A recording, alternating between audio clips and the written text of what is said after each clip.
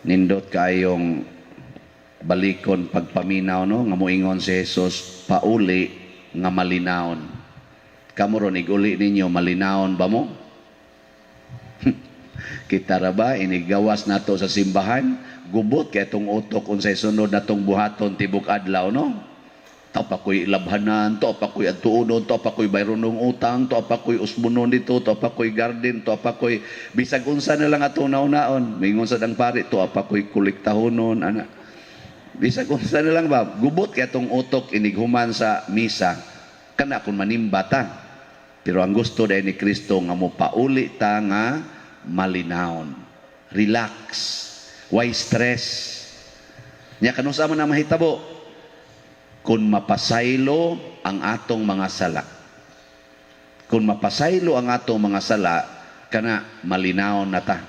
Di gani mapasaylo, kanang sala, mo manay magsigig, kanang kupo-kupo diri sa ilawom ba? Mo manay magsigig torture nato, kadang atong sala. Pero mapasaylo na gaya na, awa na, malinaw na ta. Sa unang pagbasa, si San Pablo ni bati og tumang kalipay og kalinaw. Ngano man?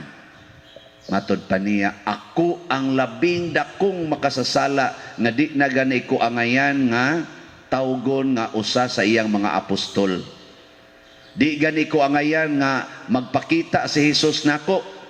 Pero iya kong gikaluyan, iya kong gipasaylo og nagpakita siya nako. Munang matod pa niya, sa 12 ka apostoles or sa mga apostol ni Kristo, ako ang nagpakita og labing dakong paghago para ni Kristo. Giangkon ginang San Pablo dili pagpagarbo, pero iyang giangkon mga 40 ginyang hago labaw pa sa ubang mga apostoles para ni Kristo. Kay nga naman dako kay siya kanang pasalamat ba sa Ginoo nga gipasaylo ang iyang sala. Tiaw mo kana iyang gilotos ang nagsunod ni Kristo, gipamatay niya, gipapriso niya, gidumta niya sa Kristo, iyang gustong papason ang kaning simbahan nga gitukod ni Kristo. Kadako anang sa kamo, wa mo maning kamot nga mapapas ang mga pagtulunan ni Kristo. Kung moingon si Kristo higugmay mong kaaway, wa ka maning kamot nga mawa ng pagtulunan. Ha? Tinuod mo? Sige mo rog higugmas inyong kaaway? Oh, istoryahe. Kusog kitang mo papas, oy, kusog kitang mo himog mga rason, dili sa na, oy, di sa na maayo, kinahanglan sa na siya patagmon, oy, o sikag higugma, abusaran man ka. O ka na, di ba, naningkamot na ta, nga papason. Nagtudlo mo sa inyong mga anak, nga dong, day, higugma ay inyong kaaway. Nag-ana mo? Oh, wa, ingo ayaw gyud padaog ha, ayaw padaog-daog. Nabi balaod. Ikiha na, ikiha. Unya, wa ka nato papasa. Si Kristo. Oh, sige, tubag mo dia.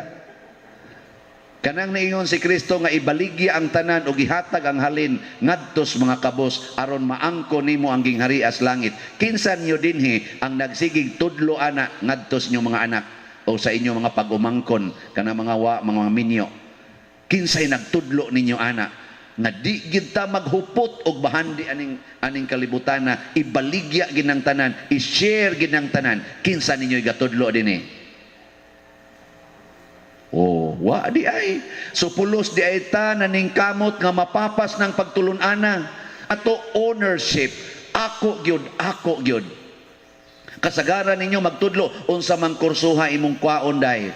Dong, kani ay kay dali kay ka maka-abroad ani. Kaning kursuha ay kay dagko kay ni ron og sweldo. Ana.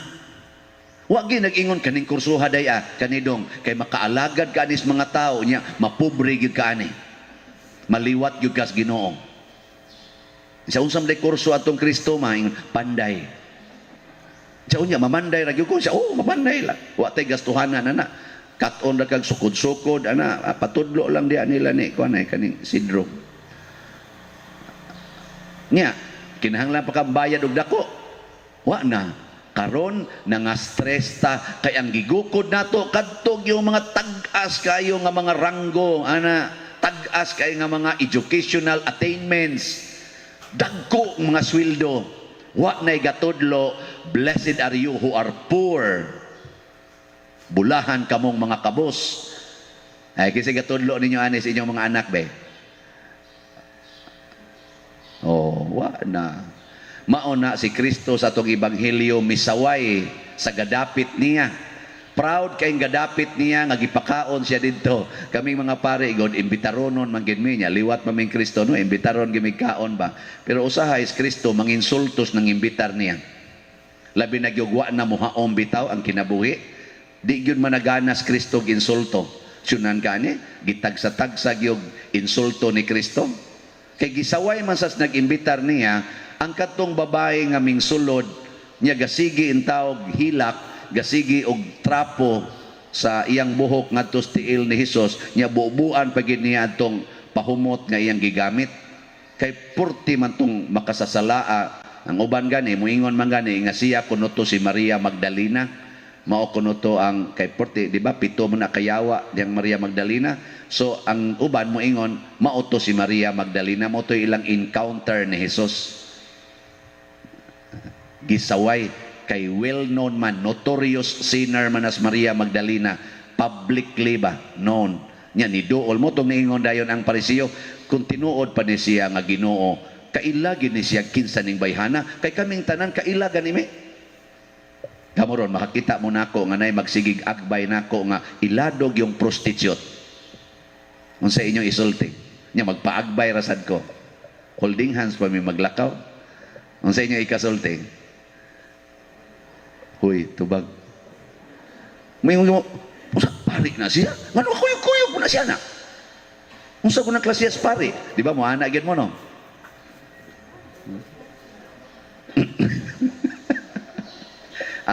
Gamito ra pod nako ang gisulti ni Hesus. Kinsa tong sala nga dako kaayo nya gipasaylo, mupakita sa dakong gugma. Kadto ganing tawo nga wa gyud muangkon nga dako siyang sala nga napasaylo, agamay ra sa iyang ipakitang gugma ngadtos nagpasaylo niya.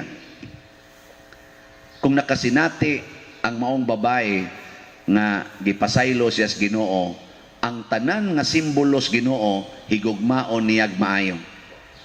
Ang tanang sugo sa Ginoo iyang higugmaon. Pero kita nga niangkon, wa man ko isa, agamay ra man, ay di man ko panagsara man ko mamakakboard. Nagsaraman kong mamalikas, natural man sa nang mamalikas tao kay makablit madali man sa atong baba. Kanang mga tawhana mao nay gagmay kay gugmas Ginoo.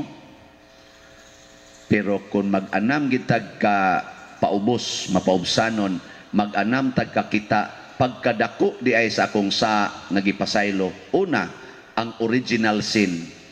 Pagkadako anang salaa, impierno ang silot ana, nya gipapas pinaagis bunyag. Ikaduha, ang sala nimo gikan sa pagkabata hangtod karon, pila ka kabuk imong sa. Di ba? Nya wa ka kahinom, nakumpisal naman to nako pader. Unya di nakumpisal na nimo, di dito sa nimo.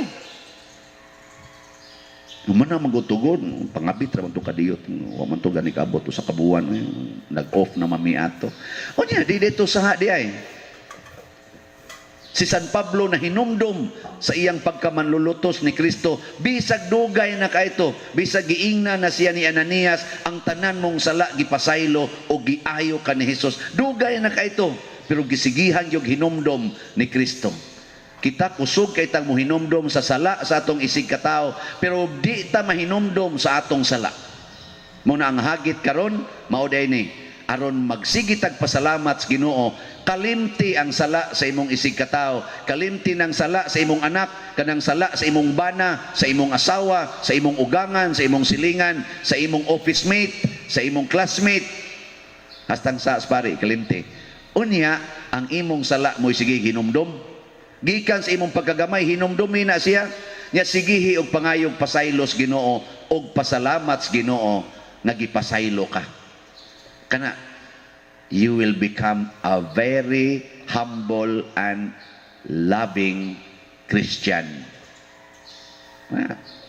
Hinumdumi.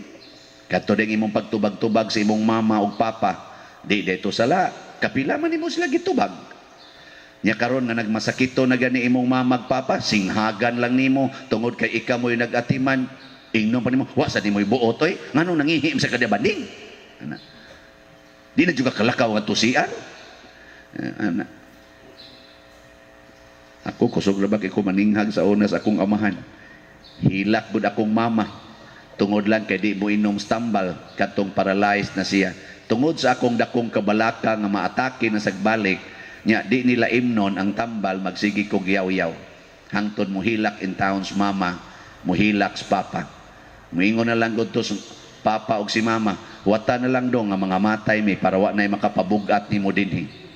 Nya guman nilag sulti ani, maghilak sila, musod sa kus akong gamayng kwarto nga kurtina ray nakauwang, igo ra sang muhaom akong lawas ug adto sad ko didto magbakho og hilak. Moingon sad ko, Lord, nahigugma man ko nila. Nganong ako manggipasakitan? Nya mo resolve na sad ko, dawaton. Ana dugay na dawat gyud, da patay lagi silang duha. Sige, nindog na ta.